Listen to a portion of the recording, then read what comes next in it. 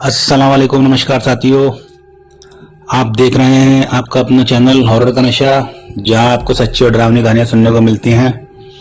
अगर आपको कहानियां अच्छी लगती हों तो चैनल को सब्सक्राइब जरूर करें, वीडियो को लाइक करें, शेयर करें और बेल आइकन भी दबा दें ताकि जो भी वीडियो आए सबसे पहले आप तक पहुंचे। तो चलते हैं दोस्तों आज की कहानी की तरफ। इस कहानी का मैंने जगह और उस बंदे का नाम बदल दिया जिसकी ये कहानी है। तो ये कहानी हम यूपी की बरेली की मान लेते हैं, जहां आमिर नाम का लड़का अपने माँ बाप और दादी के साथ रहता था। आमिर की उम्र उस समय 14 या 15 साल की थी। इनका एक पुराना सा घर था। 2-3 कमरे तो ठीक ठाक थे जिनमें ये लोग रहते थे, और एक कमरा बराबर में थोड़ा अलग सा बना हुआ था जहां ये लोग घर का बेकार सामान रखते थे। आमिर जिस स्कूल में पढ़ने जाता था वहां 2-3 लड़के इसे बहुत परेशान करते थे। उनसे आए दिन इसका झगड़ा होता रहता था। एक दिन स्कूल की छुट्टी के बाद ये लोग घर वापस जा रहे थे। हल्की हल्की बारिश हो रही थी। रास्ते में जगह जगह कीचड़ हो रही थी। तो वो 3 लड़के आमिर को कीचड़ में धक्का दे देते हैं। आमिर के सारे कपड़े कीचड़ से खराब हो जाते हैं। आमिर को इन लड़कों पे बहुत गुस्सा आता है और वो एक पत्थर इन तीनों की तरफ फेंकता है। वो पत्थर एक लड़के के सिर में लग जाता है और उसके सिर से खून निकलने लगता है। तब ये लड़के घर जाकर शिकायत करेंगे और घर में मार पड़ेगी ये सोचकर वो घर न जाकर एक सुनसान इलाके की तरफ भाग जाता है। वहां उसे एक खंडर दिखाई देता है। वो उस खंडर में छुप जाता है। आमिर जिस जगह छुपता है उससे कुछ दूर एक बूढ़ा आदमी कंबल में चुपचाप बैठा था। तो आमिर उसके पास जाता है और पूछता है कि बाबा तुम यहाँ क्या कर रहे हो। तो वो कहता है उसका इस दुनिया में कोई नहीं है और ना कोई घर है, इसलिए मैं यहाँ रहता हूँ और मुझे बहुत जोर से भूख लगी है पर मेरे पास खाने को कुछ नहीं है। तो आमिर बोला बाबा खाने के लिए तो मेरे पास भी कुछ नहीं है, कुछ होता तो आपको दे देता और ना ही मेरे पास पैसे हैं। तब वो बूढ़ा आदमी आमिर को कुछ पैसे देता है और कहता है कि कुछ खाने को ले आओ और अपने लिए भी कुछ ले लेना। मैं चल फिर नहीं सकता, नहीं तो मैं खुद ही ले आता। तो आमिर उससे पैसे लेकर कुछ खाने को ले आता है और दोनों खाना खाने लगते हैं। काफी देर बाद जब अंधेरा ज्यादा होने लगता है तब वो बूढ़ा आदमी आमिर से पूछता है तुम घर क्यों नहीं जा रहे हो। तब आमिर सारी बात बताता है और कहता है आज घर पे मार पड़ेगी इसलिए मैं घर नहीं जा रहा हूं।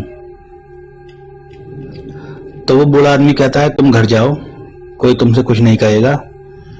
वो बूढ़ा आदमी इतने यकीन से ये बात बोलता है तो आमिर घर की तरफ चल देता है और घर में भी उसे कोई कुछ नहीं कहता। बल्कि अगले दिन जब वो स्कूल जाता है तब वो लड़के भी कुछ नहीं कहते जिनसे इसका झगड़ा हुआ था। उसे ऐसा लगा जैसे कल कुछ हुआ ही नहीं था। स्कूल की छुट्टी के बाद वो उस बूढ़े के पास जाता है। वो बूढ़ा आदमी फिर उसे पैसे देता है और आमिर उसे कुछ खाना ला कर देता है और दोनों खाना खाते हैं। कुछ दिन ऐसा ही चलता रहता है।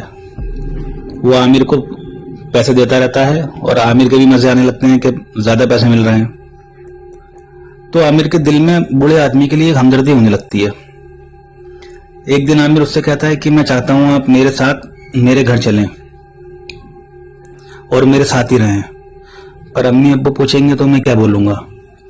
तो वो बूढ़ा व्यक्ति बोला तुम्हारे घर में जो टूटा हुआ छोटा सा कमरा है मैं उसमें रह लूंगा। उस कमरे में कोई आता भी नहीं है तो मुझे कोई देख नहीं पाएगा। आमिर उसकी बात सुनकर बहुत हैरान हो गया कि इसको उस कमरे के बारे में कैसे पता है। तो वो बूढ़ा आदमी बोला तुमने ही तो मुझे पहले बताया था। खैर इस बात को नजरअंदाज करके आमिर उस बूढ़े आदमी को अपने साथ लाकर उस टूटे हुए कमरे में छोड़ देता है। उसी रात आमिर की माँ को उसी कमरे से कुछ आवाजें सुनाई देती हैं जैसे कोई गुर्रा रहा हो। वो जैसे ही उस कमरे की तरफ जा रही थी तभी पैर फिसलने से वो गिर जाती हैं और सिर में चोट लगने की वजह से उनकी मौत हो जाती है। माँ की मौत से आमिर बहुत परेशान हो जाता है। 3 दिन बाद उसकी दादी का भी इंतकाल हो जाता है।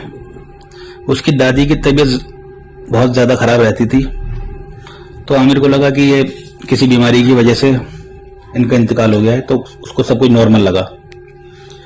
8-10 दिन बाद आमिर के फादर का भी एक्सीडेंट हो जाता है, पर वो अभी हॉस्पिटल में थे।